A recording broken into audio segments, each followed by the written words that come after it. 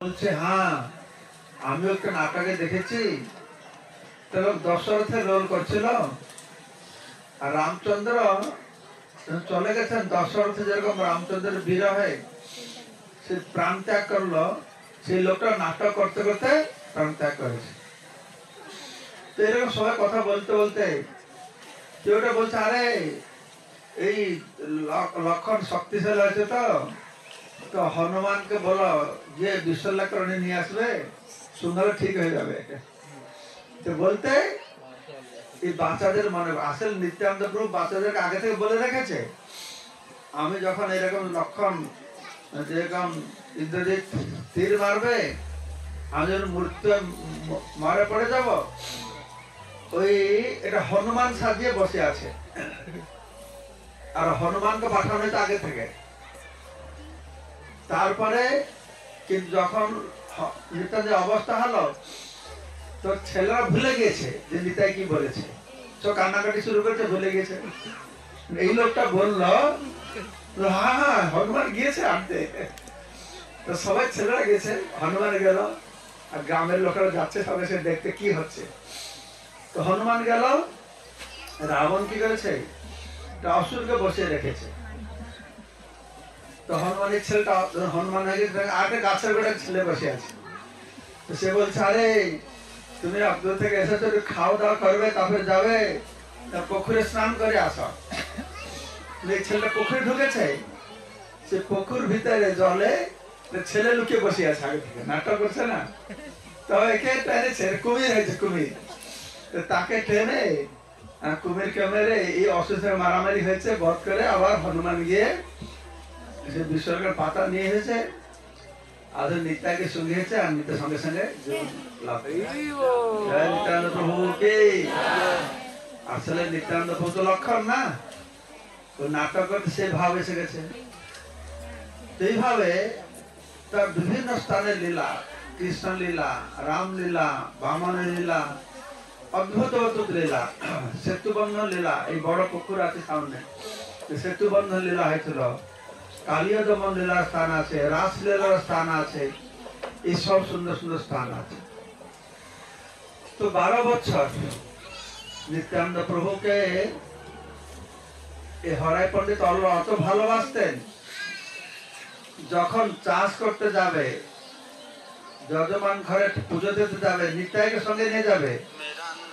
নিতাইকে অত ভালোবাসতেন, নিতাইকে সামনে রাখবে, তার যাবে। যদি একটু নিতাই পিছনে চলে যাবে, 10 বার তাকাবে, আমার নিতাই কোথায় গেল। বলছে নিতাইয়ের সাথে কোন আদর্শ নদী ছিল, আর খুব নরম ছিল শরীরটা, পুতুলের মতন, সবাইকে কোলে করতে খুব ভালোবাসত। তো 12 বছর বয়সে এরা সন্ন্যাসী এসেছে বাড়িতে। তখনকার সময়ে সাধু সন্ন্যাসী বাড়িতে আসলে লোকেরা নিজে খুব ভাগ্যবান মনে করত, সন্ন্যাসীদের সেবা করব। এখনো সাধু সন্ন্যাসীদের নিজেকে ভাগ্যবান মনে করে, আর কি নানা ভয় পায়, ভয় পায় এই সন্ন্যাসের ডোনেশন চাইবে, তখন এই সাধু সবসময় ঘুরতেন, ঘুরে ঘুরে কোনো কোনো গৃহস্থের বাড়িতে যেতেন। তো সারা রাত কৃষ্ণ কথা আলোচনা করতেন, সন্ন্যাসীর সেবা করেছেন। তারপর দিন সকালে সন্ন্যাসী চলে যাবে, তো হরাই পণ্ডিত যেন সমস্ত গৃহস্থরা বলে মহারাজ আমরা কি সেবা করতে পারি। তো বলছে আমি চলে যাবো, কি সেবা করবো। তো সন্ন্যাসী বলছে তুমি সত্যি আমার সেবা করতে চাও, যা চাইবো দেব। হ্যাঁ তুমি যা চাইবে কি সেবা করবো বলো। না তোমার এই ছেলে নিতাইকে আমি সঙ্গে নিয়ে যাব, আমি তো সারা ভারতে ঘুরি, তীর্থযাত্রা করি, আমার সঙ্গে কেউ সাহায্য করার লোক নাই, একে নিয়ে যাবো, সব তীর্থস্থান দর্শন করাবো, ঘুরাবো। তখন তো হরাই পর্যন্ত মাথায় বজ্রপাত হয়ে গেছে। বলছে সাধু বাবা তুমি তো আমার ছেলেকে চাইছো না, আমার হৃদয়টাকে নিতে চাইছো। তো নিতাই যদি চলে যাবে বাঁচবো কি করে।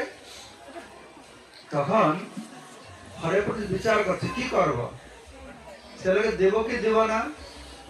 তখনকার সময়ে কিসের বিচার ছিল, যা কিছু করবে শাস্ত্রে কি আছে, তো শাস্ত্র বিচার করে দেখলো দশরথ রাম লক্ষ্মণ খুব ভালোবাসত। রাম লক্ষ্মণকে নিয়ে যেতে আসলো এটা ঋষি এসেছিল, কি নাম তার? বিশ্বামিত্র। দশরথ যেতে চায় না, বলছে আমি যাবো, সৈনিকদের তোমার অসুরদেরকে মারবো। না না না, আমার ছেলে দুটো লাগবে। ওষুধ দিল। এরকম বিচার, গৃহস্থের এরকম বিচার। তখন বললো হ্যাঁ ঠিক আছে, আমি নিতাকে দিব। নিতা তো শুধু আমার ছেলে নয়, ওই মারও ছেলে, তো মার পারমিশন লাগবে। ছেলে বাবাজি হয়ে যাবে, সন্ন্যাসের ঘর বাড়ি ছেড়ে চলে যাবে, পুরো 12 বছর ছেলে, তো মা রাজি হবে? এখানে কোন মা আছে 12 বছর ছেলেকে বাবাজি করে দেবে? হাত তোলো। ভয় করে কে আছে তোর ছেলেকে? দাঁড়াও, কে ছেলে?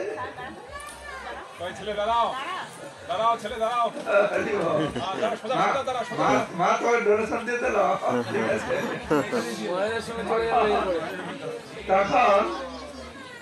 তখন হরাই পন্ডিতকে পদ্মাবতী জিজ্ঞাসা করছে যে সাধুয়া বলছেন আমাদের ছেলেকে নিতাকে নিয়ে যাবে, তোমার কি মত আছে?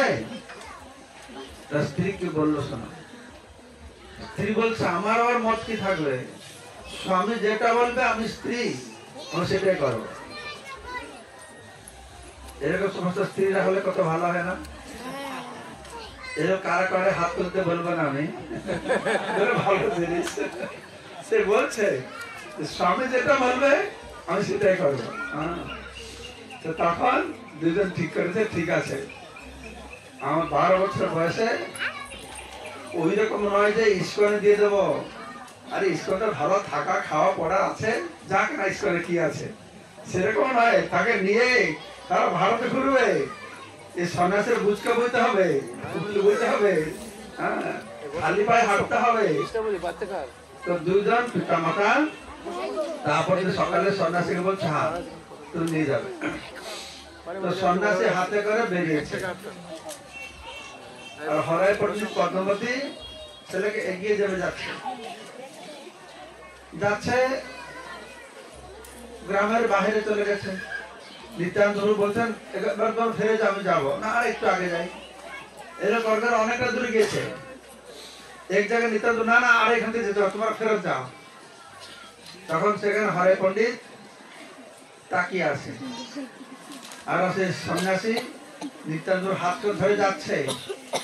কতদূর তাকিয়ে আছে, মানে গিয়ে যাচ্ছে যাচ্ছে যাচ্ছে, যতদূর পর্যন্ত ওখানে দেখতে পারবে না, অতদূর চলে গেছে, আর দেখতে পারছে না। তখন হরে হা নিতাই বলে সে মূর্ছায় পড়ে গেছে, আর নিতাই বলে। আজ জ্ঞান ফিরে এসেছে 1 মাস, আর খায় না, দেহ ত্যাগ করেছে। দশরথ যেরকম করেছিলেন না, রাম লক্ষ্মণের বিয়োগে উনি দশরথ না, হরে পন্ডিত। তো এই হা নিতাই বলে সেখানে 1 মাস না 3 মাস না খেয়ে দেহ ত্যাগ করলো। আর নিতাই যে চলে গেল, এই দুঃখে এই গ্রামের লোক তারা আর কেউ থাকলো না। যে গ্রামে নিতাই নাই সেই জায়গায় থেকে লাভটা কি আছে? গ্রামের লোক অনেক গ্রাম ছেড়ে চলে গেল, আর 2-1টা থাকলো। পরবর্তী সময়ে জাহ্নবী মাতা তার শিষ্যদেরকে নিয়ে গ্রামে আসেন। এসে গুরু মহারাজ বলছিলেন কথাটা, গ্রামের ধারে একটা বট গাছের নিচে বসে আছেন। তো দেখছে একটা বুড়ো লোক, বহুত বৃদ্ধ লোক, লাঠি ধরে যাচ্ছে। সে তখনও নিতাইকে ভুলতে পারে না, হা নিতাই হা নিতাই হা নিতাই করে করে যাচ্ছে। তো এরা শুনলো যে নিত্যানন্দ প্রভু কত এরা ভালোবাসত। তো নিত্যানন্দ প্রভু এইরকম ঘুরে ঘুরে ঘুরে ঘুরে সারা পৃথিবী, সারা ভারত ঘুরেছে।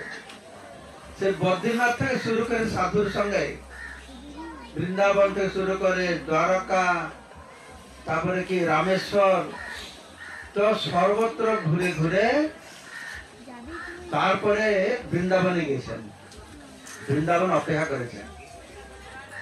নিত্যানন্দ প্রভু তো মহাপ্রভু প্রকট হওয়ার পূর্বে, মহাপ্রভু প্রকট হয়েছেন যেদিন, সেই নিত্যানন্দ প্রভু এখান থেকে জোর হুঙ্কার দিচ্ছেন, জোর আওয়াজ করছেন মহাপ্রভু আসবে বলে। তখন নিত্যানন্দ বৃন্দাবন অপেক্ষা করেছে যে নিমাই যখন গৌরাঙ্গ যখন সংকীর্তন শুরু করবে তখন আমি যাব। তো মহাপ্রভু ছোটবেলায় বেশি ভক্তিভাব ছিল না, বিদ্যারও আস্বাদন করছিলেন। তো গয়াতে গিয়ে পিতৃসাদ করেছেন, বিষ্ণু পাদপদ্ম দর্শন করে ঈশ্বর পরিপাকের দীক্ষা নিয়ে কানাই নার্সালায় ফিরে আসেন। সেখানে কৃষ্ণকে সাক্ষাৎ দর্শন করেছেন। কারা কারা কানাই নার্সালা দর্শন করেছ? হাত তোলো। অনেক করোনা, দারুণ জায়গা। সেখানে মহাপ্রভু প্রথম কৃষ্ণ দর্শন করেছেন কানাই নার্সালা। গঙ্গার তীরে পাহাড়, একদিকে বিস্তীর্ণ গঙ্গা আর একদিকে পাহাড় পর্বত, সুন্দর পরিবেশ। অবশ্যই একবার যাবেন, পরের বার ট্যুর করবে কানাই নার্সালা, খুব সুন্দর হবে। নৌকা যাবে, পারে সময় ঝালমুড়ির ফিস্ট হবে, বহু দারুণ সুন্দর হবে, বোটিং হবে, খুব ভালো হবে। সেইখানে থেকে ফিরে এসে মহাপ্রভু সংকীর্তন আন্দোলন শুরু করলো। তখন সমস্ত ভক্তরা মহাপ্রভুর মিলন হতে যেতেন। তো মহাপ্রভু বলছেন যে কয়েকদিনের মধ্যে একজন মহাপুরুষ না বলছেন আমরা স্বপ্ন দেখলাম। তিনি বলছেন যে কয়েকদিন মধ্যে মহাপুরুষ এখানে আসবে। একদিন বলছেন সকালে ভক্তরা গিয়ে আমরা স্বপ্ন দেখলাম রাত্রে। কি স্বপ্ন? না, স্বপ্ন দেখলাম বড় রথ এসছে, তালধ্বজ রথ, তার উপরে একটা বিরাট মানুষ বসে আছে। সে এটা মাথায় পাগড়ি বেঁধেছে, ব্লু কালার ধুতি পড়েছে, আর একটা গদা ধরেছে, আর কি ধরেছে হাতে বলি, আর একটা কানে তার কুণ্ডল আছে, একটা কানে কুণ্ডল আছে। তো এসে আমি বেরোলাম বাহিরে, নিমাই বলছে সব ভক্তদেরকে। তো সেই লোকটা আমার দরজা আসে জিজ্ঞাসা করছে এটা কি নিমাইয়ের বাড়ি, এটা কি নিমাইয়ের বাড়ি, এটা কি নিমাইয়ের 10-20 বার জিজ্ঞাসা করছে। তো আমি বেরোলাম, আমি জিজ্ঞাসা করলাম আপনি মহাশয় কে? তো বলছে তোমার ভাই হই। তারপরে আপনি কোথা থেকে এসছেন, কি ব্যাপার? তো বলছে তখন বললো না, পরে বললো মন নাই। তখন বললো কি পরে বললো দর্শন হওয়ার পরে? না, তখন বলে না, স্বপ্ন দেখছে। তো স্বপ্ন দেখছে, স্বপ্নটা ভেঙে গেছে, এগুলো ভক্তকে বলছে। হ্যাঁ, তখন ভক্ত বলছে তো সেই মহাপুরুষ এই নবদ্বীপে এসেছে, তোমার গিয়ে খোঁজ। তো দেখলো সেই লোকের একটা কানে কুণ্ডল ছিল, আর একটা কানে কুণ্ডল ছিল না। কোথায় গেল সেই কুণ্ডলটা? কে বলতে পারবে? ওই সাপের গুফার চাপা দিয়েছিল না, সেই কুণ্ডলটা সেখানে রয়ে গেছে। সেই কুণ্ডলটা এখনো আছে, বড় হয়ে পাথর হয়ে গেছে কুণ্ডলটা। তো মহাপ্রভু বলছেন তো ভক্তকে তোমরা যাও, সে মহাপুরুষকে খোঁজো। তো সবাই গিয়েছে, ফিরে আসছে, বলছে না আমরা কোথায় খুঁজে পেলাম না, আমরা সবার বাড়িতে গেলাম। তো মহাপ্রভু বলছে আরে সে যে ব্যক্তি তোমরা কি এই চোখ দিয়ে খুঁজলে খুঁজে পাবে, আমি না চিনালে তোমরা চিনতে পারবে না।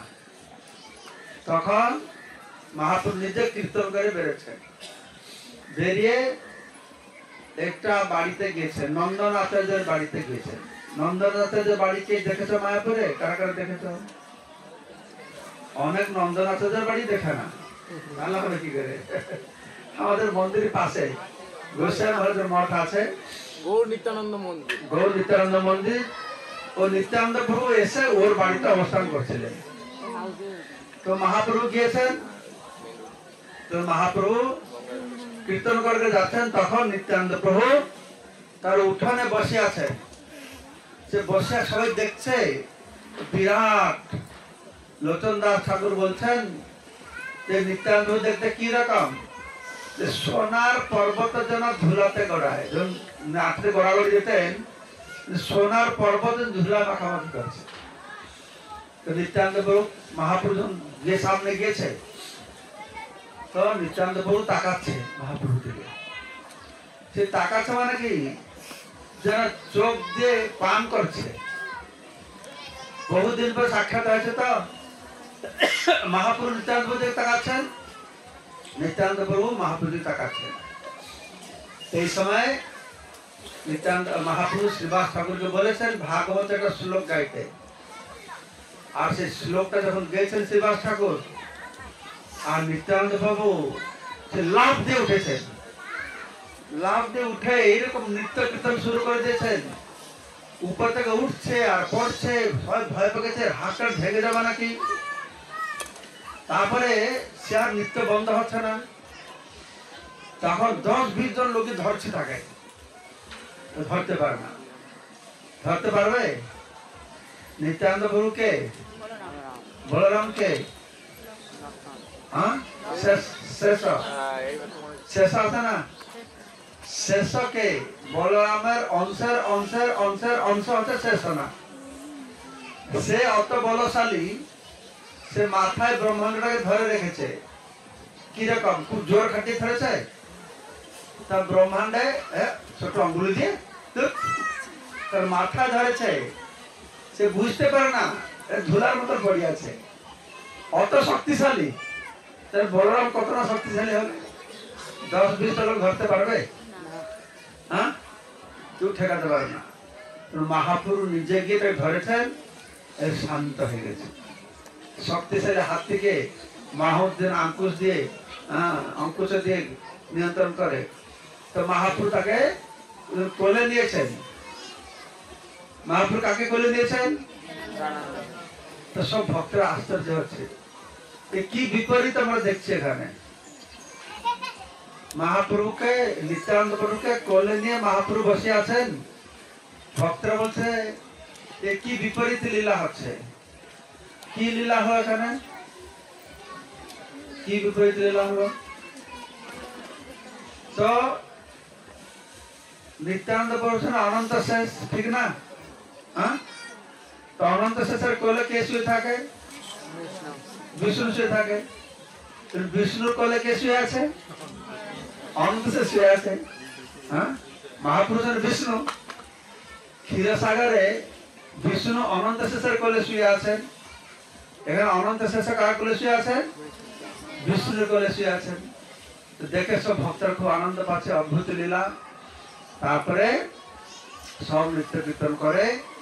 মহাপ্রভু নিত্যানন্দ প্রভুকে নিয়ে শ্রীবাস অঙ্গনে এসেছেন, যে শ্রীবাস বাড়িতে থাকবে। নিত্যানন্দ প্রভুর দেখা হলো, কথাবার্তা হচ্ছে। মহাপ্রভু বলছেন তুই মহাশয় কে, কোথা থেকে এসেছ? তো নিত্যানন্দ প্রভু বলছেন আমি বহু তীর্থ ভ্রমণ করলাম, সব মন্দিরে মন্দিরে গেলাম, যেখানে গেলাম কোথায় কৃষ্ণকে দেখলাম না। তো পাশের লোকদের জিজ্ঞাসা করলাম যে কৃষ্ণ কোথায় গেল? তো সবাই বললো কৃষ্ণ নদিয়াতে গেছে, নবদ্বীপে। সেই জন্য কৃষ্ণকে দেখতে আমি এখানে এসেছি। তো এটা শুনে মহাপ্রভু লজ্জা পেয়েছেন, কারণ সে তো বলছে কৃষ্ণই মহাপ্রভু এসেছেন। তো বাহারের লোকেরা কেউ বুঝতে পারছে না কি বলছে, দুই ভাই কি কথাবার্তা করছে, ঠাড়া ঠুড়ে কথাবার্তা করছে। বহুদিনের বন্ধু জানারা। মহাপ্রভু ঠিক আছে, কোথায় থাকবে? না শ্রীবাস ঠাকুরের বাড়িতে থাকবে। তো শ্রীবাসের বাড়িতে নিয়ে এসেছেন। তো শ্রীবাসের বাড়িতে তখন কি করেছে, দুই ভাই নিত্যানন্দ গরম ঠাকুর ঘরে ঢুকে দরজা বন্ধ করে দিয়েছে, দরজা বন্ধ করে দিয়েছে। আর সব ভক্তরা বাহিরে বসে আছে, আর কি কথা আছে শুনছে, কথোপকথন হচ্ছে। তো সেখানে মহাপ্রভু তার স্বরূপ প্রকাশ করেছেন নিত্যানন্দ গুরুর কাছে। তিনি যে কৃষ্ণ স্বরূপ দর্শন করেছেন, বলছেন এই রূপরেখা কাউকে তুমি এখানে বলবো না। তো নিত্যানন্দ প্রভু শ্রীবাস বাড়িতে থাকতেন। তো শ্রীবাসকে মার মতন, শ্রীবাসের পত্নীর নাম কি ছিল? মালিনী। মালিনীকে মায়ের মতন দেখতেন। হ্যাঁ, তো এইরকম যে মালিনী মাতা বৃদ্ধা হয়ে গেছিলেন, তো নিত্যানন্দ প্রভু অত বাৎসল্য ভাব ছিল, নিত্যানন্দ প্রভু দেখলে তার স্তন থেকে দুগ্ধ খরিত হতো। এইরকম বাৎসল্য ভাব ছিল নিত্যানন্দ প্রভু মালিনী মধ্যে। তো সেখানে বহু সুন্দর সুন্দর লীলা শ্রীবাস অঙ্গনে নিত্যানন্দ প্রভু তার অদ্ভুত লীলা, তো অবধূত ছিল। তো একদিন মালিনী মাতাজি ঠাকুরের বাসন মাজছে, তো এটা পিতলের প্রদীপ ছিল, এটা কাক এসে ওই প্রদীপটাকে মুখে করে নিয়ে চলে গেছে। তো মালিনী হায় করছে, আরে কাকটা নিয়ে চলে গেল। আর কিছু সময় পরে কাক সেটা কোথায় রেখেছে, আবার এসে ডালে বসে আছে। তো বসে কান্না করছে যে পিতলের হাড়ি প্রদীপ নিয়ে গেল, এখন তো শ্রীবাস ঠাকুর আসলে আমাকে গালগালি দেবে। তো নিতাই এসেছে, বলে মা কি হলো? না দেখো এরকম কাকটা এসে পিতলের প্রদীপ নিয়ে গেছে, আর শিবা আমার প্রভু আসলে তখন আমার উপরে রাগ করবে। তো নিতাই বলছে, কাক যাও সে বাটিটা নিয়ে আসো। আর সঙ্গে সঙ্গে কাক উড়ে গিয়ে এবার বাটিটা নিয়ে চলে এসেছে।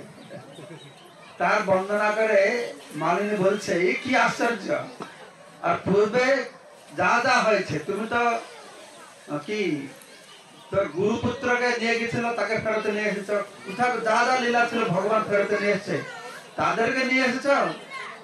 আরে কাককে দিয়ে ভিতরে বাটি নিয়ে এসছে, এটা কি বড় ব্যাপার। তো এইরকম নিত্যানন্দ প্রভুর সব অদ্ভুত অদ্ভুত লীলা। এই সন্দেশ খাওয়ার লীলা নিত্যানন্দ প্রভু না মহাপ্রভু? হ্যাঁ, নিত্যানন্দ প্রভু না? তো কি করেছে মালিনী, একবার 5টা সোনা 4টে সন্দেশ খেতে দিয়েছে। তো নিত্যানন্দ প্রভু রেগে উঠোনে ছুঁড়ে ফেলে দিয়েছে। কেন ফেলে দিল? 5টা সন্দেশ একসঙ্গে কেন দিয়েছে আমাকে? একটা দেবে খাবো, আর একটা দেবে পাতায়, নাকি তুমি একসঙ্গে কেন দিচ্ছ? তখন মালিনী বলছে, তুমি ফেলে দাও, কি খাবে? তো নিত্যানন্দ বলছে, যাও ঠাকুরের কাছে আরো সন্দেশ আছে। না না, সব সন্দেশ নিয়ে এসেছি, তুমি গিয়ে দেখো। তো মালিনী ভিতরে ঢুকেছে, যে সে 5টা সন্দেশ এখানে ঠাকুরের সামনে আছে। 5টা নিয়ে এসছে, তখন দেখছে নিত্যানন্দ প্রভু বসে বসে সন্দেশ অলরেডি খাচ্ছে। আরে তুমি সন্দেশ কোথা থেকে পেলো? যেটা ফেলে দিয়েছে নিয়ে আসলাম। সুন্দর সুন্দর অদ্ভুত অদ্ভুত লীলা নিত্যানন্দ প্রভু করলেন মহাপুরুষ সঙ্গে। তারপরে নিত্যানন্দ প্রভু বৃন্দাবনে গেলেন। বৃন্দাবনে গিয়ে ওখানে গুফা, গোবর্ধন পর্বতে গুফার কাছে গিয়েছেন। ওখানে গুফার ভিতরে বাইরে দাঁড়িয়ে বল, শ্রীরাম শ্রীরাম। ওই দ্বাপর যুগ থেকে শ্রীরাম সেখানে শুয়েছিল। কি করছিল শ্রীরাম? কি করছিল? তোমার কাছে শুয়ে আছে, বলবে কি করে? এখানে শুয়ে পড়েছে ছেলেরা। শ্রীরাম শ্রীরাম এখানে শুয়ে আছে। শ্রীরাম ওরা খেলা করছিল, লুকোচুরি খেলা করছিল। লুকোচুরি খেলা করতে করতে শ্রীরাম যে ঘুমিয়ে পড়েছে, কলিযুগ হয়েছে, শ্রীরাম শুয়েছিল সেখানে। হ্যাঁ, তারপরে নিত্যানন্দ শ্রীরাম শ্রীরাম, সে লোকটা আসছে, বিরাট লম্বা দ্বাপর যুগের লোক না। তো নিত্যানন্দ বলছে, আরে শ্রীরাম চলো চলো, নবদ্বীপে কানাই এসেছে, কানাই সংকীর্তন করছে, চলো আমরা যাই। আমি বলরাম বলছে, তো বলরাম তোমার দেখতে বলরাম তো লাগে না। তো শ্রীরাম বলছে, আরে না আমি বলরাম, কলিযুগ হয়ে গেছে, তুমি জানো না? আমি বলরাম, কানাই এসেছে নিমাই রূপে, চলো। তুমি কি বলরাম? তো আমার তো বিশ্বাস হয় না। তো বলরাম কি করে বিশ্বাস হবে? পরীক্ষা করে দেখো। তখন শ্রীরাম বলছে, যখন বলরাম সঙ্গে আমার খেলা করতাম, দৌড় কম্পিটিশন হতো, তো কেউ আমাকে দৌড়ে ধরতে পারতো না, শুধু বলরামই ধরতে পারতো। আমি দৌড়াবো, তুমি আমাকে ধরতে পারবে? তো শ্রীরাম মনে করছে লম্বা নাকি, দ্বাপর যুগের। বলরাম তো কলেজের ছোট সাইজ, নিতাই, এই কি করে ধরবে আমাকে? তো নিতে বলছে, হ্যাঁ আমি তোমাকে ধরতে পারবো, পরীক্ষা করে দেখো। দুজন দৌড় কম্পিটিশন হয়েছে, 4 বার গোবর্ধন পরিক্রমা করার পরে নিত্যানন্দ প্রভু সিদ্ধামকে ধরে ফেলেছে। তো সিদ্ধাম বিশ্বাসে, হ্যাঁ তুমি বলরাম। তখন নিত্যানন্দ প্রভু বলছে চলো নবদ্বীপে যাই সংকীর্তন করতে। তখন সিদ্ধাম আমি যাবো? আরে আমি তালকে অত লম্বা মানুষ, আমি যদি তোমার সঙ্গে যাই লোকেরা ভূত চুত বলে আমাকে মারবে, আমি তোমার সঙ্গে যাবো না। তো নিত্যানন্দ বলল না না কোনো চিন্তা নেই, তোমাকে আমি আমার সাইজ করে দেবো। তো নিত্যানন্দ তার লঙ্গল ছিল না, না হল না কি বলে ওটাকে, হল না লাঙ্গলটা সিদ্ধামের ঘাড়ে রেখে টেনে চেপেছে, চেপে এই কলেজকে সাইজ করে দিয়েছে। তার নাম হলো অভিরাম ঠাকুর। এইরকম লীলা করেছিল বলরাম, লীলা করেছিল। লম্বা মানুষকে ছোট সাইজে ছোট করেছিল। জানো কাকে করেছিল? জানো না? রেবতী। রেবতী ছিল রৈবত যুগের, অন্য যুগের মেয়ে। সে ব্রহ্মার কাছে তার বাবা উপযুক্ত বর খুঁজতে গিয়েছে। ব্রহ্মলোকে 2-4 মিনিটে বসতে বসতে এখানে কত যুগ পালিয়ে গেছে। তো আমাদের কলিযুগ দ্বাপর যুগ এসে গেছে। তো ব্রহ্মা বলছে যাও তুমি বলরাম সঙ্গে বিবাহ দেবে। তো রৈবত রাজা কুকুদমি সে মেয়েকে নিয়ে এসেছে। আনর্ত দেশে তখন ছিলেন বলরাম। বলরাম বিবাহ করবে, কি করে বিবাহ হবে? তো বলরাম কি করেছেন, ও লঙ্গল দিয়ে, এই রেবতী লম্বা ছিল তাকে এরকম চেপে ছোট করে বরাবর সাইড করেছিলেন। আর নিত্যানন্দ তো বলরাম। তো অভিরাম ঠাকুরের শ্রীপাঠ আছে খানাকুল কৃষ্ণগড়, একটা জায়গা আছে। তার সুন্দর বিগ্রহ আছে, আর তার লীলা সব অদ্ভুত অদ্ভুত লীলা। তার পত্নীর নামও মালিনী, সে অদ্ভুত লীলা তার রয়েছে। এভাবে নিত্যানন্দ প্রভু এসে মহাপ্রভু থাকলেন। যখন মহাপ্রভু সন্ন্যাস নিয়েছেন তখন মহাপ্রভুর সঙ্গে 4 জন পুরীতে গেছেন, নিত্যানন্দ প্রভু একজন ছিলেন। তো নিত্যানন্দ প্রভুকে নিয়ে মহাপ্রভু চলে গেছেন। তারপরে সব ভক্তরা মহাপ্রভু দর্শন করে ফিরে এসছে। নিত্যানন্দ বলছে আমি থাকবো। তো মহাপ্রভু একজন বলছে না, তুমি যাও গৌড় দেশে তুমি প্রচার করো। তো নিত্যানন্দ প্রভু ফিরে এসেছেন। এসে বিবাহ প্রস্তাব এসেছে। সূর্যদাস সরকারের মেয়ে জাহ্নবার সঙ্গে বিয়ে ঠিক হয়েছে। তো জিজ্ঞাসা করছে তুমি কি ডাউরি নেবে? ডাউরি না কি বলে, যৌতুক। হ্যাঁ, যৌতুক কি লাগবে? তো নিত্যানন্দ প্রভু বলছেন তো আমার কোনো যৌতুক লাগবে না, তুমি তো একটা মেয়েকে বিয়ে দিচ্ছ, যৌতুক হিসাবে আরেকটা মেয়ে তাকে দাও, বিবাহ করো। জাহ্নবা বসুধা, বলরামের 2 পত্নী ছিল না, হ্যাঁ, রেবতী আর বারুণী। তারা জাহ্নবা বসুধার রূপে এসেছে, 2 জনকে বিবাহ করেছেন। তখন খড়দহতে অবস্থান করছেন ছেলে বীরচন্দ্র, তার পুত্র জন্ম হয়েছে, সেও বিষ্ণু অংশে। এই অভিরাম ঠাকুর কি করত, যেখানে যেখানে কেউ নিজেকে বড় বলে প্রচার করত, সেটাকে যে প্রণাম করবে, যে আসল বড় না হয় সঙ্গে সঙ্গে মারা যাবে। শালগ্রাম শিলা ঠিক না থাকলে ভেঙে যেত, বিগ্রহগুলো বাঁকা হয়ে যেত, এরকম ছিল। তো সেই অভিরাম ঠাকুর শুনতে পেরেছে এই বীরচন্দ্রের কথা। সবাই ভয় পেয়ে গেছে, অভিরাম ঠাকুর আসলে তো প্রণাম করে মারা যাবে, কিন্তু প্রণাম করছে মরে না, কারণ এটা বিষ্ণু তত্ত্ব, মারা যায় না। তো আগে গ্রামের নাম ছিল একচক্র গ্রাম। তারপর বীরচন্দ্র প্রভু এখানে এসেছেন, এই গ্রাম বসতি স্থাপন করেছেন, সেদিন থেকে গ্রামের নাম হলো বীরচন্দ্রপুর হয়েছে। তারপর নিত্যানন্দ প্রভুর আরো সুন্দর সুন্দর লীলা চৈতন্য ভাগবতে বর্ণনা করা হয়েছে। কিভাবে তিনি বণিক সমাজকে উদ্ধার করেছেন। চোর দস্যুরা আসিছিল, নিত্যানন্দ প্রভু তো সারা শরীরে অলংকার পরিধান করে আসতেন, চুরি করতে এসেছিল, তবে তারাও কিভাবে ভক্ত হয়ে গেল। তো নিত্যানন্দ যত লীলা করেছেন, তিনি মহাপ্রভু থেকে আরো করুণাময়। মহাপ্রভুর করুণা যে জগতে প্রকাশ করেছেন, কে প্রকাশ করেছে? না, নিত্যানন্দ প্রভু প্রকাশ করেছে। নিত্যানন্দ প্রভুর মাধ্যমে মহাপ্রভু মহানন্দ প্রকাশিত হয়েছে। তো নিত্যানন্দ প্রভু যত লীলা রয়েছে, তার মধ্যে একটা সব থেকে সর্বশ্রেষ্ঠ লীলা যেটা আমি বলি না, আপনারা বলবেন বলে। কোন লীলাটা নিত্যানন্দ সবচেয়ে বড় গুরুত্বপূর্ণ লীলা? কে বলতে পারবে? হাত তোলো। জগাই মাথায় উঠা, হ্যাঁ? জগাই মাথায় উঠা। পাপি তাপি যত ছিল হরিনামে উদ্ধার হলো তার সাথী জগাই মাধাই। নিত্যানন্দপুর হরদাসকে মহাপ্রভু বলেছেন যে তোমরা যাও প্রতি ঘরে ঘরে গিয়া করই ভিক্ষা, বলো কৃষ্ণ ভজ কৃষ্ণ, করো কৃষ্ণ শিক্ষা।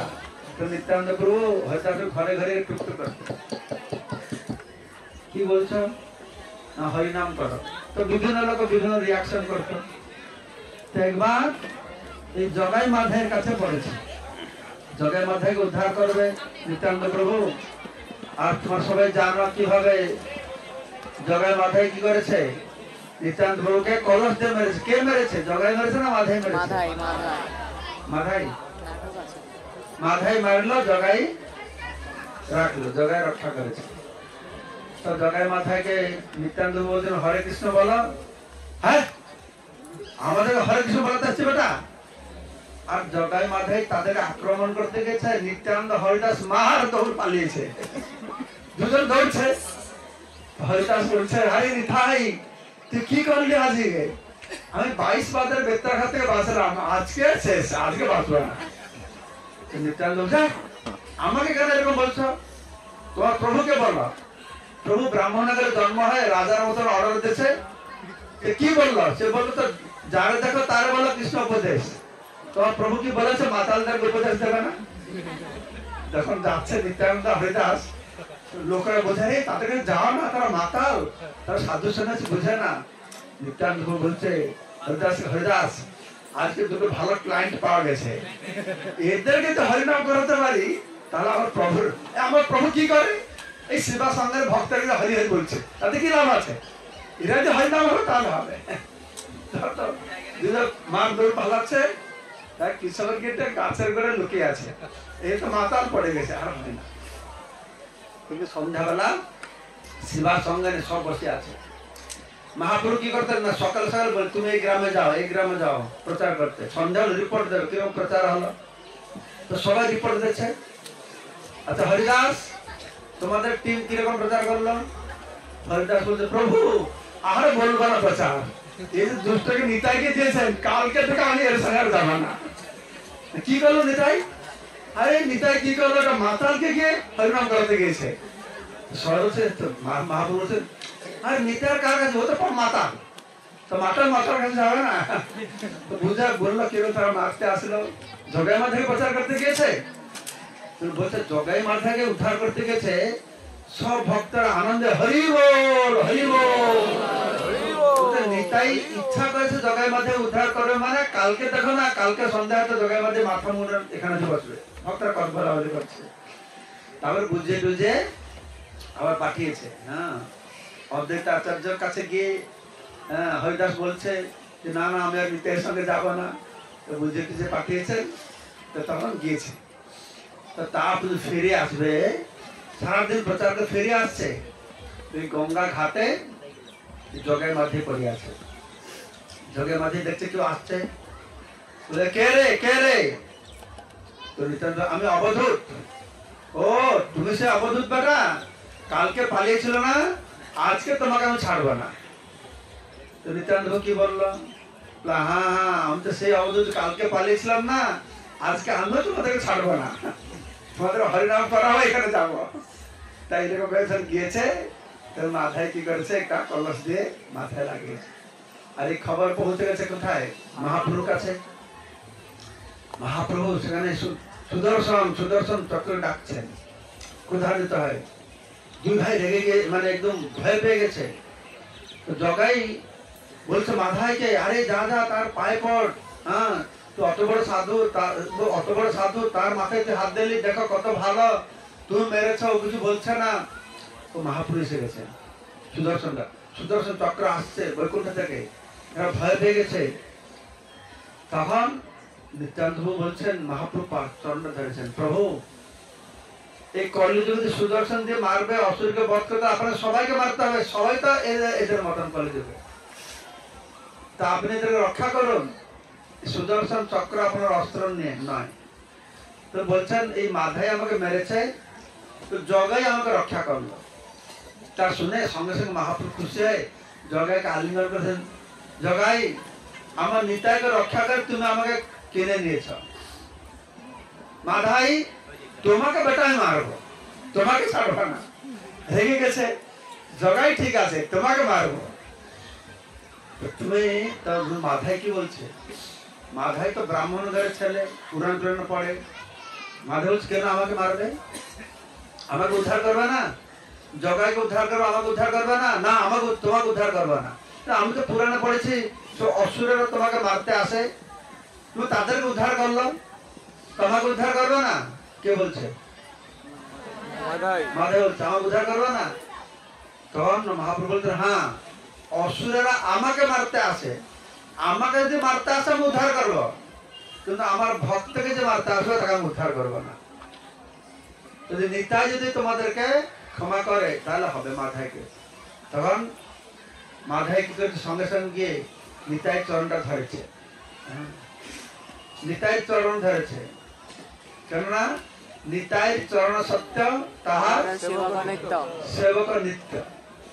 নিত্যানন্দ বলছেন, নিত্যানন্দ কি বলছে মহাপ্রভুকে, মহাপ্রভু বলছে মহাপ্রভু এদের ছেড়ে দেন, এদের কৃষ্ণ প্রেম দেন, এদের কি কোন স্বীকৃতি নেই, পাপী, এরা কি কৃষ্ণ প্রেম পাবে। নিত্যানন্দ বলছে আমি পূর্বজন যা পুণ্য করেছি সব এদের দিয়ে দিলাম, আপনি কৃষ্ণ প্রেম দেন। এই হচ্ছে নিত্যানন্দ প্রভু। তখন নিত্যানন্দ প্রভু বলছে ক্ষমা করে, আরে না ক্ষমা কি করবো, তুমি কোনো দোষ করো না, যাও মহাপ্রভু যাও, মাথা মুন্ডন করে গঙ্গায় স্নান করে আসো। মাথা মুন্ডন করে জগায় মাঝে সাদা কাপড় পরে গিয়ে শিবা সন্ধানে বিকালে বসে গেছে, সব বৈষ্ণবরা এসেছে, নবদ্বীপে সবাই জগায় মাঝেই ভক্ত হয়ে গেল, অত বড় পাপী।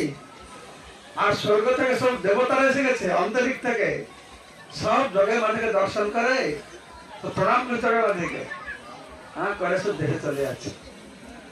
আর যখন আকাশে চলে যাচ্ছে তো দেবতারা দেখলো এক জায়গায় এই যমরাজের রথ আর চলছে না, আটকে গেছে। কি ব্যাপার হলো, যমরাজের রথের চাকা পাংচার হয়ে গেল না ডিজেল শেষ হয়ে গেল, এই তো লাগে না। সবাই এসেছে, এসে দেখছে সেখানে যমরাজ মূর্ছা হয়ে পড়ে আছে, ফ্ল্যাট হয়ে, আর চিত্রগুপ্ত পাশে বসে আছে। কি ব্যাপার চিত্রগুপ্ত, যমরাজের অবস্থা কেন? চিত্রগুপ্ত বললো দেখো আমরা যখন জগাই মাঠে উদ্ধার দর্শন করে এসেছি, যমরাজ জিজ্ঞাসা করছে এরা কত পাপ কত পুণ্য করেছে আমাকে বলো তো চিত্রগুপ্ত। তা আমি যমরাজকে বললাম, হে যমরাজ আমি এখন কি করে আপনাকে বলবো, এরা অত পাপ করেছে আমার গোডাউন ভরা, 1 লক্ষ লোক 1 মাস পাপ করলেও শেষ করতে পারবে না। আর যখন যমরাজ শুনেছে অত বড় পাপী, এ ভগবান কোথা থেকে আসলো, যে পাপ থেকে উদ্ধার করছে তা নয়, মুক্তি দিয়েছে যে তা নয়, বৈকুণ্ঠে তা নয়, ব্রহ্মার দুর্লভ বস্তু কৃষ্ণ প্রেম দিয়ে দিল। এই কথা চিন্তা করতে করতে যমরাজের মাথা ঘুরিয়ে সেখানে পড়ে গেছে। এটাকে বলে চৈতন্য চন্দ্রের দয়া করহ বিচার, বিচার করলে চিত্তে পাবে চমৎকার। মহাপুরুষ এসে জগে মাঝেকে উদ্ধার করলো।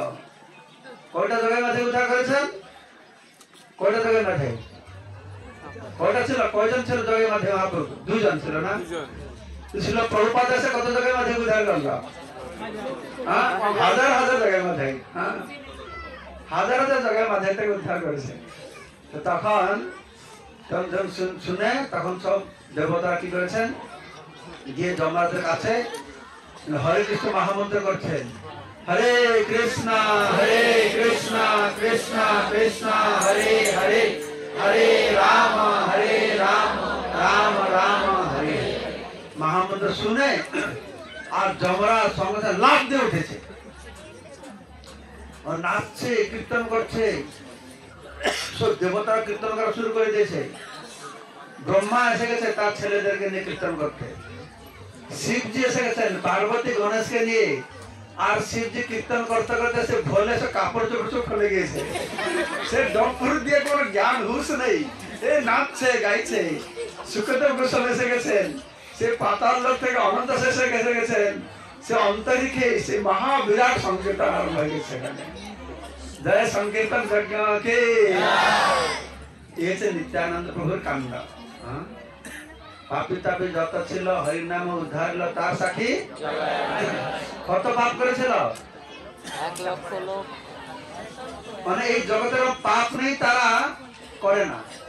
গুরু মহারাজ বলছিলেন জগাই মাথায় কিন্তু পাপি হলে কেউ রোজ পুরাণ পাঠ করতো, জানো?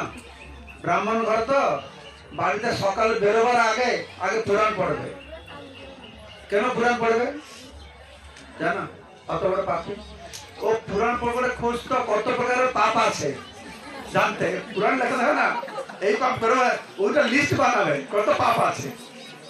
যত বেশি পাপ হবে, আজকে স্কোরটা ভালো হয়েছে, আজকে আনন্দ। আর যেদিন পাপটা বেশি হবে না, একদিনটা বেকার চলে গেল। এইরকম পাপই ছিল গুরু মহারাজ বলছে। তাদের নাম ছিল আলাদা, মাধবানন্দ আর জগন্নাথ না জগদানন্দ, এরকম ছিল। জগাই মাধব জগন্নাথ দেব শর্মা। জগন্নাথ দেব শর্মা। দেব শর্মা, জগন্নাথ দেব শর্মা ব্রাহ্মণ ঘর ছেলে ছিল তার। তারপরে জগাই মাধব এরকম হয়ে গেল। তারপরে মাধাই তো মেরেছে, তার মনে আর সুখ নেই, ক্ষমা পেয়ে গেছে, বৈষ্ণব হয়ে গেছে, খুব দুঃখী।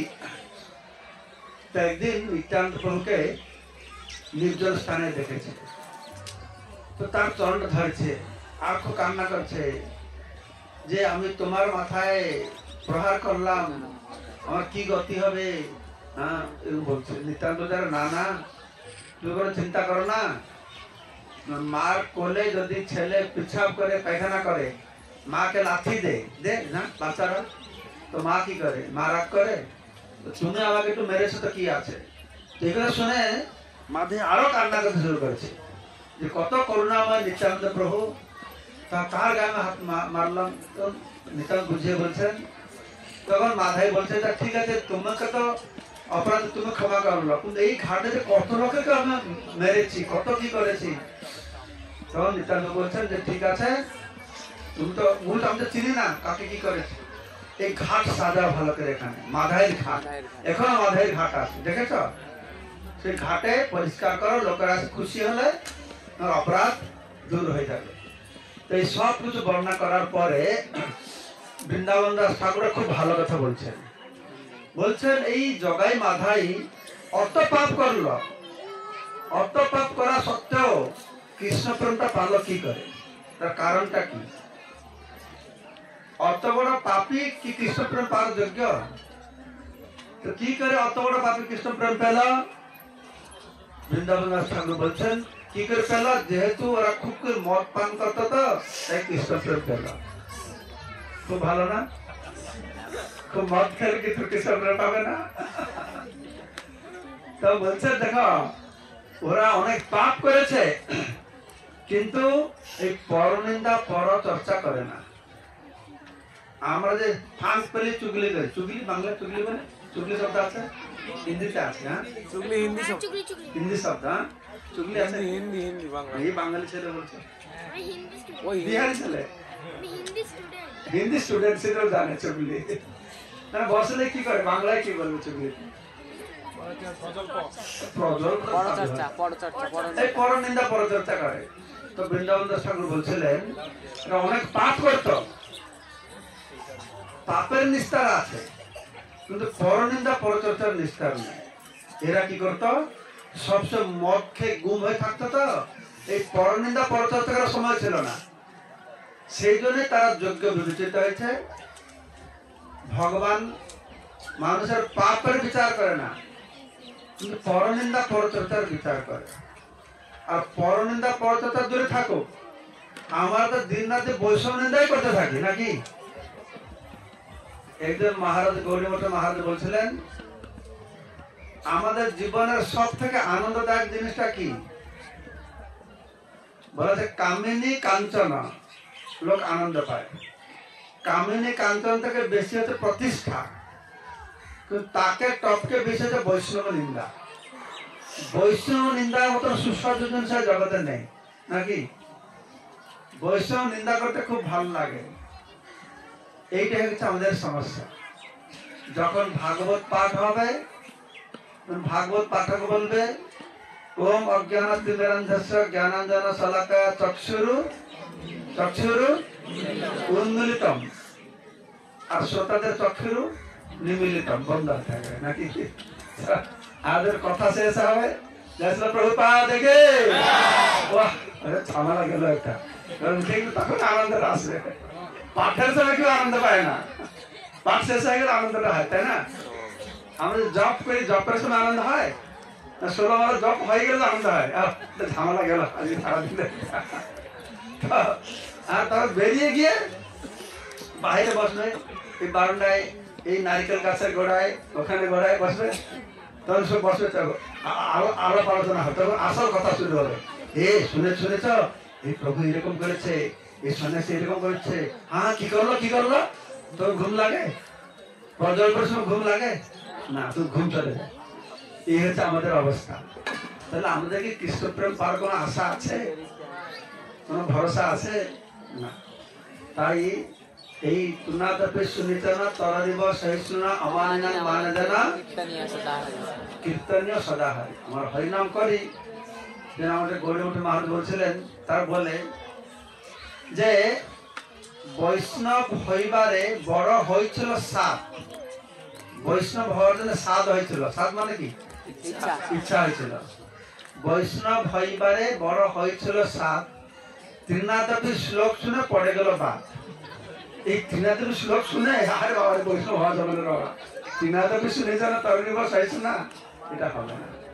তা আমরা যে নিতাই ধামে এসেছি, তো নিতাইয়ের চরণকমল একটাই প্রার্থনা করতে হবে।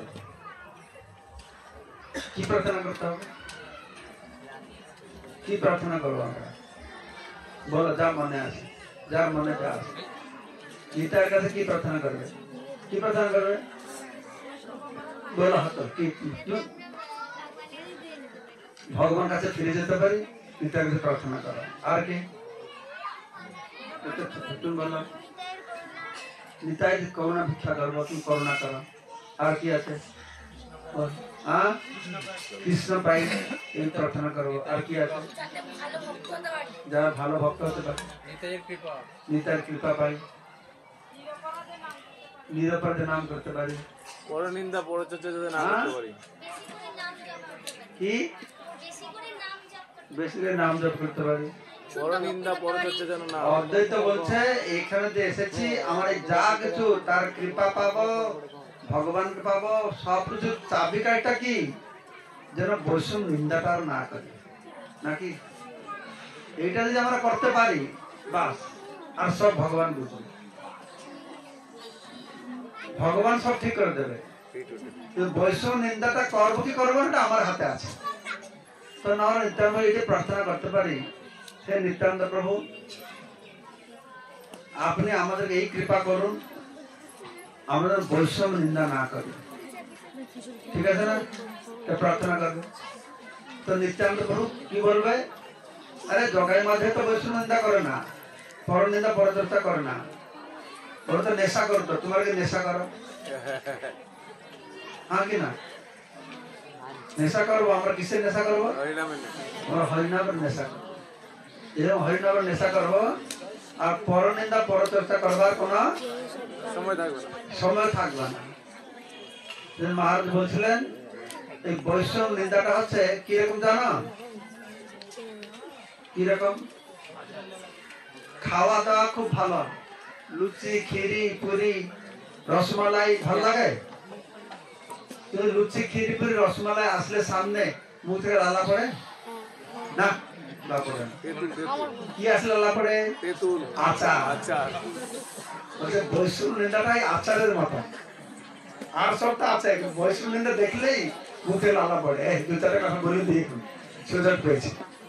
তো সেটা যদি আমরা নিয়ন্ত্রণ করতে পারবো, বাস, তাহলে আমাদের চাবিকাঠি হচ্ছে সেটাই। সেটা বলা হলো নিতাই চরণ সত্য, তার চরণ কমল আমরা আশ্রয় নেব। নিতাইয়ের কৃপা হলে নিতাইয়ের করুণা হবে, নিতাইয়ের করুণা হবে, নিতাইয়ের কৃপা বিনা হৃদয় রাধা কৃষ্ণ পাইতে নাই। না না তাদের লাইনটা রাধা কৃষ্ণ পাইতে নাই হেন নিতাই বিনা ভাই হেন নিতাই বিনা ভাই রাধা কৃষ্ণ এটা নেগেটিভ আর পজিটিভটা কি নিতাইয়ের করুণা হবে ও যে রাধা কৃষ্ণ পাবে দুই দিকে বলে দিয়েছে আচ্ছা আমাদের মোটা মাথা তো একটা কথাই বুঝবো না দুই দিকে বলে দিয়েছে নিতাইয়ের করুণা হলে বোঝে রাধা কৃষ্ণ পাবে নিতাইয়ের বিনা ভাই রাধা কৃষ্ণ পাইতে না তো সেই জন্য আমরা এখানে নিত্যানন্দ প্রভু আবির্ভাব তিথিতে 3 দিনের পরিক্রমা হবে ব্রজমন্ডল পরিক্রমা হচ্ছে নবদ্বীপ মন্ডল পরিক্রমা হচ্ছে পুরী শ্রীক্ষেত্র পুরী পরিক্রমা হচ্ছে তাই নিতাই ধাম পরিক্রমাটা বাকি থাকবে কেন নেপাল এই যত পরিক্রমা করো নিতাইয়ের করুণা বিনা কি রাধা কৃষ্ণ পাবে হ্যাঁ রাধা কৃষ্ণ পাবে না তো গতবার আমরা এখানে পরিক্রমা করেছিলাম প্রায় 250 ভক্ত এসেছিল এবার পরিক্রমা কয় তারিখে আসবে 7 তারিখে আসবে মায়াপুর থেকে গতবার এসেছিল কিছু ভক্ত কত ভক্ত এসেছিল হ্যাঁ 28 জন এসেছিল গতবার 250 ভক্ত এসেছিল এবার 500,000 ভক্তের ব্যবস্থা করা হচ্ছে 3 দিন আপনারা থাকবেন আর অনেক মহারাজারা আসবেন নিতাইয়ের লীলা শুনবেন 3 দিন ধরে আমি 3-4 দিনের লীলাকে আমি 1 ঘন্টায় বললাম এটা যথেষ্ট হবে তখন আসবেন শুধু নিতাইয়ের লীলা শ্রবণ করবেন রেজিস্ট্রেশন অফিস চক্র বিল্ডিং কত নম্বর রুমে 150 প্রভু দাঁড়া প্রভু বসে থাকবেন কটা থেকে কটা 10টা থেকে 1টা 4টা থেকে 8টা আপনারা সেখানে রেজিস্ট্রেশন করবেন থাকা খাওয়া সুন্দর ব্যবস্থা হবে 3 দিন আরামে আজকে 4 ঘন্টা না 5 ঘন্টা দৌড়ে এসেছেন আর হরিকথা আছে আর সবাই ধ্যানে শুয়ে পড়েছে এটা হয় নাকি তখন আসবে নিতাইয়ের সমস্ত গান চলবে সচিকুমার প্রভু থাকবে দেবধর্ম থাকবে হ্যাঁ রাত্রে কীর্তন মেলা হবে নাড়ুগোপাল মনে থাকতে পারে বছর নাড়ুগোপাল থেকে আমাদের কীর্তন মেলা হবে ভাগবত মহারাজ আসবে অবশ্যই সে থাকতে পারে নাকি আসলে আনন্দ আর আনন্দ কিসে কি আনন্দ হবে এটা নিত্যানন্দ বুঝতে পারছো এই নিত্যানন্দের নাম আনন্দ যারা আনন্দ আর আনন্দ করতে চাও এই 3 দিনকে রেজিস্ট্রেশন করবে আজকে তো একটু সুন্দর ভাবে এটা ট্রেলার দেখা হলো তোমাদেরকে ট্রেলার বড় ফিল্ম বেরোবে 3 হ্যাঁ সে সময় একটু এটা একটু সুগন্ধ পেলেন কিরকম জায়গাটা তখন আসে 3 দিন আরামে থেকে পদ্মপুকুরে স্নান করবেন জলপান করবেন আর বহু জিনিস রয়েছে হ্যাঁ দর্শন করবেন জয় নিত্যানন্দ প্রভু কে জয় একচক্র ধাম কে